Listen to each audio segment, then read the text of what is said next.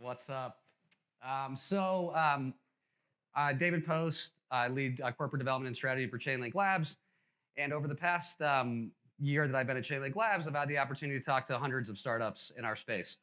And one thing that I think is really, there's a lot of differences between Web 2 and Web 3 startups. But I think one of the primary differences is that in a Web 3 startup, the primary objective, that the first milestone a team basically has to hit is a public launch. So it's not like you're developing a revenue generating business and there's multiple ways to use a sales channel and there's multiple routes for how you're eventually going to get to an outcome. I think that in our industry, it's pretty formulaic and there's a blueprint around it. As before I came into crypto, I was always looking from the outside and say, how the hell can I launch one of these projects? This looks like a lot of fun. It looks like it's pretty lucrative as well. So how do I actually do this? And it's really interesting when I talk with founders is because basically everybody tries to reinvent the wheel on this process of getting to launch. So what I want to do today is just to provide some kind of insights into if you're thinking about launching a crypto project or you're kind of curious on how this machine works and all the different stakeholders, just provide you with a high level overview of if you want to launch a crypto project, what do you have to think about? And what are some kind of tricks and tips of the trade? The first thing I'll go through this kind of in stages, starting at like the very early aspect of this. So the first obvious topic is how do you is the first thing you have to do is obviously what do you want your project to do? How should you think about that? If you want to get funded, there's a lot of copycat projects out there right now. Lots of play to earn games, lots of NFT marketplaces. You might very well be able to start a project in those areas and have someone give you money.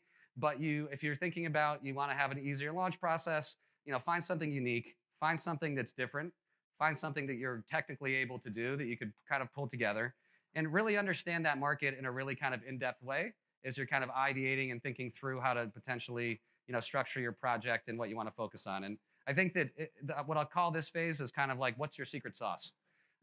If you're talking with people, you should have a really strong idea. How does it compare to everything else in the market? How does it relate to competitors? Why are you going to win? What do you know that nobody else knows? And I think that that's a really interesting starting point if you're thinking through, what project topic to discuss. So after you've got obviously your topic discussed, you've got some people aligned on the project. Oh, this is super fun. What do you next need? You probably need money. And this crypto VC world, as I've gotten to know about, is a pretty interesting one.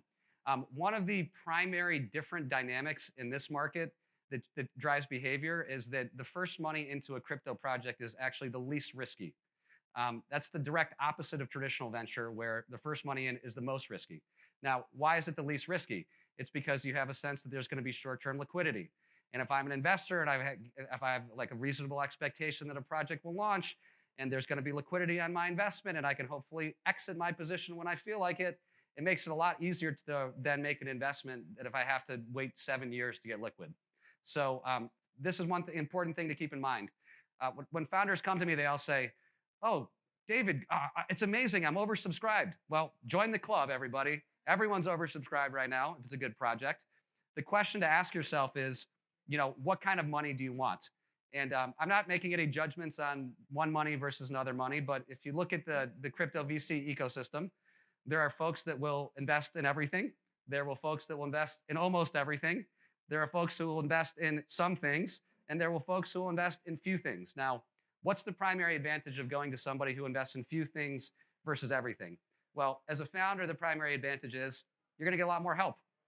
And these people tend to if you're talking to like the top VCs in the space, they think about really interesting problems all the time. They're extremely well connected. I would say if you want to get money, you can probably get money if you have a decent idea. If you want to get the right kind of money and build into longer term, it's better to put the work in to try to get to that level, which is a difficult level to get to. What are these kind of top tier VCs looking for if you think about the top funds in the space? Well, there's a couple of red flags that will get you just dropped out of the pile. So if you have a 1-year token vesting schedule, probably don't want to talk to you. If you This is for the team. If you have a 1-year lockup period for investors, those are probably not the investors that you're targeting. A different class of investors would probably be interested in that. So if you're thinking about that, that's one thing they'll get looked at. Typically in my mind, like a minimally acceptable lockup period is a 6-month cliff for the team and a 3-year vest. And you typically want investors kind of on that same schedule. The second thing that folks will look at is what does your community look like? So It's much easier to go and try to get high quality funding, I would say, if you have already your Discord looks good, people are already interested, maybe you have a product that can be beta tested. But I think this is a really important metric that you always get asked, like, what does your Discord look like? What does your Telegram look like? How do these crypto VCs think? I've undergone an intense anthropological discovery of trying to understand this unique human animal known as the crypto VCs, and I'll tell you a little about what I've learned. So one thing that I've learned is that, as I said, there's a dramatic difference in kind of the quality of the thought partnership you get between various people at different funds. So if you're thinking about who to work with, go to folks. It doesn't matter if they're the most famous fund or if they're less, but go to people who really add value and think about like how to help you grow your project. This is also an industry that thrives on FOMO. So typically people are climbing up the ladder. We're going to start with the tier 3 funds, then we're going to go to tier 2 funds, then we're going to tier 1 funds. People like social proof in this. This is a big thing about this business that I think is different from kind of Web 2 investing, is that if you look at the analytics about like the correlation of token price, the primary, like I've talked with some friends who have looked at this, like one of the primary determining factors is who's actually in the funding round. Okay, not a big surprise if you have A16Z or somebody like that. They probably have all sorts of connections and they can help you launch. They can help you get on exchanges. So we'll get to that when we get to the launch phase. But as you're trying to kind of like work your way out, this is the question: who else is in the round? And if so just like any sales process, getting the first fund is the hardest. 2 through 3 a little bit easier. After that, everybody will be piling on. So just think you have to kind of understand what these dynamics are. And if you're really kind of trying to climb the ladder, you got to be responsive to these dynamics. So what do you want to see once you get in front of these meetings with people? How should you think about your pitch and your deck? So for me, decks, 10 slides maximum, super clear. Your primary objective when you're getting a deck ready, this is how it works. You send me a deck. David, will you share this with some people that you know? Okay, great. I'll send it to them on Telegram. An analyst will probably take 3 minutes looking through it, see if it's interesting. If it's interesting, they'll ask me to make a connection on Telegram. If it's not interesting, they'll just never, they'll say nothing basically. So the first deck you get is the first one shouldn't be about explaining everything. It should be explaining 10 slides that'll get somebody interested in talking to you. That's the primary purpose of an initial pitch deck. And it should be really clear. It's pretty formulaic if you look at it. Few words, clear, you got to compare against your competitors. Why are your features better? So there's a pretty formulaic blueprint in terms of deck construction. I would say in terms of a pitch, one issue that founders have is they talk too much. So if you're talking on a 30-minute call for 25 minutes, that's not a good thing. You probably want to talk for 5 minutes. If the person is thoughtful, they've actually reviewed your deck, then they'll come back with you, have thoughtful questions. If you don't know something, say you don't know. It's okay. A lot of this stuff's conceptual. So shouldn't feel a need really to pretend like you know everything, because most of us don't know everything about our businesses. And then constructing around. If you look at like how this last cycle has worked, everybody loves these big party rounds for some reason. Oh, I've got 20 funds in the round. Well, in my point of view, that's pretty stupid, because if you have 20 funds in the round, then that means none of them actually has a big enough stake to care about helping you. So the projects that we typically, when we talk about this thing, like 3 or 4 funds is great. They have a big stake. If you have upside in your project, they're going to have upside. They'll help you. So I don't like these big party rounds. I think people are moving away from them. A party round actually I think is really bad for projects, just because it doesn't create accountability with funding partners. So that's my thoughts on getting funded and constructing a round. So let's talk about another really important aspect, vendors and advisors. So all these crypto projects have big advisory pools. I think most of them are wasted, because they don't treat these like advisor relationships as kind of accountability relationships. So someone may be super famous, they may have a great name. That's not necessarily going to help you. When you're looking at your advisor pool, what you really want to focus on is who's going to be in it with me for the long term. How do I structure this interaction? Just like you're managing an employee. This is what I want from you and when. This is what we're going to talk. What are you going to do? How long we'll be around? So I think this is really important in terms of using value effectively, is get the right advisors involved. And I think if you have good advisors, they're extremely helpful.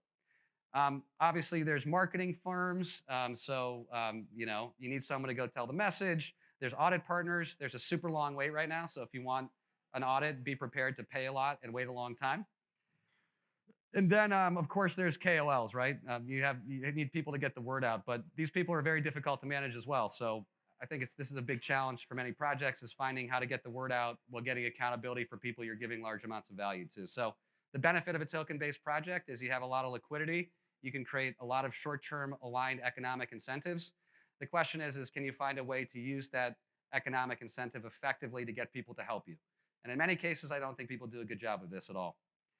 Another thing, really important thing, if you're thinking about vendors, is kind of token economics. So most frequently, when I get decks, everybody wants a token. I think it's because people like money, not because these things actually do anything most of the time. So I think really important thing if you want to go for top funding is you got to figure out why your token will have any type of utility. And this is a really important discussion because if you mess this up, you're in big trouble. It's very difficult to redesign tokens after their launch. So this is there's some path dependency here on whether you get this right or you don't get it right. So that's kind of the third bucket here. Who are you going to surround yourself with? Who are you going to work with? How do you get all these people working with you in a way that's conducive to launching the project? And then the fourth broad phase after you've done the tech build, I'm going to skip this. This is beyond my area of understanding. I'm a simple salesman. So if your product is ready, then you have to think about launch. So when should you launch? You shouldn't launch too early. So don't launch your token just to launch your token if you're not ready, because this is very different than a revenue business in one primary way, is that if you have a bad token launch, it's extremely difficult to recover. If your token design isn't right and you launch it, you're in big trouble. So no reason to rush. Build your product, figure out what the token utility is, figure out when the right time to launch it is, when your community stats are correct, when you've got everything else kind of in place. And don't launch without preparing. So once again, you have to not launch too early, but you also have to understand that if you mess up your public sale and your public launch, you're also in a very, very bad spot. And so how do you not mess it up? You're engaged with the right marketing firms because you've listened to this talk. You've got your KOLs who are accountable. You've got your Discord is really good. You've got people actually using the product. There's a clear token design. Then you'll be ready. That's probably a good time to launch, but no reason to launch early. If your burn is under control, then you should be in good shape. And then you think about how to launch. Do you want to do an LBP, which is basically a bonding curve? Do you want to do a launch pad? I think most of these aren't very good. I don't know why people really like doing them that much. I guess it gets some kind of liquidity out there. But think about the mechanism, be prepared to manage that mechanism. And of course, one other aspect here is working with exchanges. So if you want to get listed on exchanges, great to start thinking like 6 months in advance. It's difficult to get listed, but the way to do this is to start early because there's a lot to go into. You just can't snap your fingers. So this requires some advanced planning and thoughtfulness. So I think in summary, I have no idea how much time I have left. So if we have time for questions, that'll be good.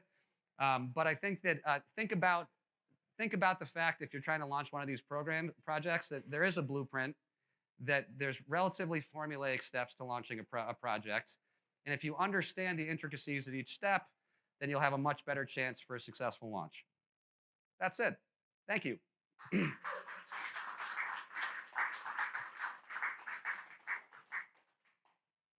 I'm happy to take any questions. Yes. That's a very good question. We are launching something called Startup with Chainlink, where this will be explained in great detail. So the public launch of this program will be next week.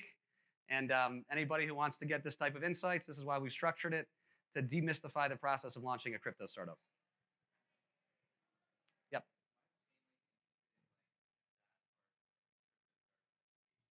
Very good question. So Chainlink is interested in doing this, Chainlink Labs, who I work for, because we have a unique position in the industry. If the industry grows, we grow because we're a big technology provider to most people in the industry. So this is an all boats rising situation. You can kind of think of it as the Chainlink network is an industry utility. So if there are more projects and better projects, it's better for the industry and it's better for the Chainlink network. So this is kind of like helping create value for the industry. As the industry grows, we obviously grow. Yep.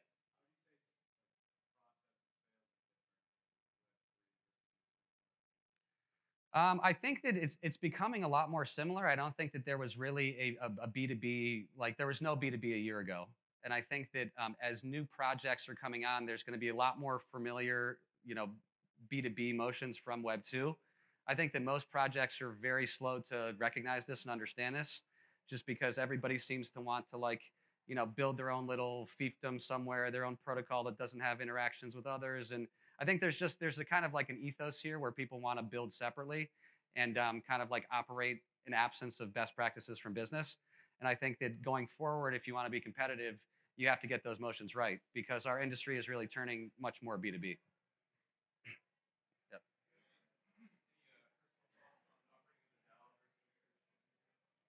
So operating as a DAO. So I don't know if people remember Girls Gone Wild, but often think back on this year. People are going to have like a DAO's Gone Wild T-shirt. Like are these things being created for people to stay out of jail? That's one reason why they're being created. Have they shown that they're effective mechanisms of organizing people? I think in limited cases, yes. But every crypto VC fund you want is going to go to is going to say, "Are you a DAO?" And if you say no, it's going to be a big problem for them. So whether DAOs are interesting organizational models over time, I think there'll be certain situations where they are. Is it a vastly better model for running a business? I think the jury's still out on that. Yep.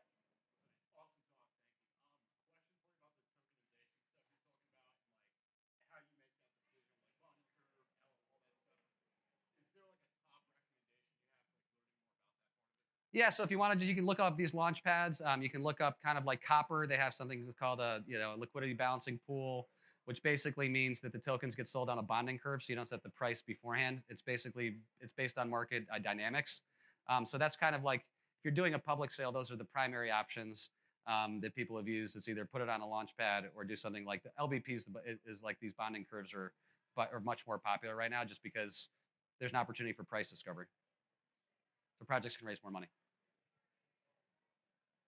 Yep.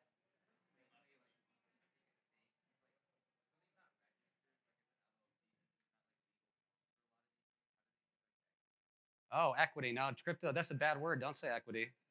No, no, no, no, no. These in the crypto VC world, people want they'll buy equity to start with, but they want tokens over time because equity doesn't provide liquidity. Tokens provide liquidity, and I've talked to some of the big funds around, and I said, well, there's advantages to liquidity here because if you talk to some of these big funds who made 100 investments, I say, how many have you actually lost money on? Anyone want to guess the answer out of 100? How many people? How much you'd expect to lose money on here? No, you're actually on the opposite wrong. You'd expect to lose money on 2 or 3%. So on 100 deals, this is why the crypto VC business is one of, I think, the best businesses of all time. You're getting in at the absolute lowest price. People are coming in above you. As long as the thing launches, you're probably not going to get a zero. So this is the mentality. This is why everyone is oversubscribed because even if I think your project is not the highest of quality, as long as you launch, I'll probably get my money back. Very good question. I don't know. I mean, it's sustainable as long as as long as I mean, even if you were to lose money on some of these, you get zeros on a bunch of them. I mean, the venture business is primarily about risk diversification. So if you're diversified across a portfolio, just like traditional venture, all you need is a couple of these to go 50x or 100x, and you've basically paid for the whole fund. It's all about risk diversification. I'm getting cut off. Thank you very much.